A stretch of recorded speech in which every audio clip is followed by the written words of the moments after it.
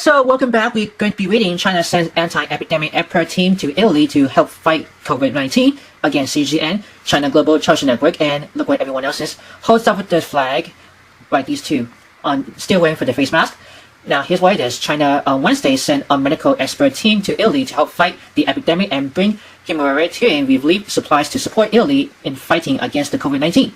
The expert group was led by a vice president of the Red Cross Society of China and an expert from the Chinese Center of Disease Control and Prevention. 5 other experts from Sichuan Province were also appointed to participate. The 5 experts include 2 medical experts from West China Hospital of Sichuan University. They will first fly to Shanghai Wednesday evening, then Italy soon after. Liang Zong An, director of the Department of Respiratory Critical Care Medicine of the hospital, said they will mainly provide professional guidance after they arrive in Italy, especially to those in critical condition. Now, I'm going you guys to scroll down for more. You can give it much more. You can click on it. You can read more about the Wuhan, or actually for the Wang Yi China-Italy ties to make new progress amid COVID-19 fight. Just read the whole paragraph. Like I said before, I'm going to put the link down below on CGTN.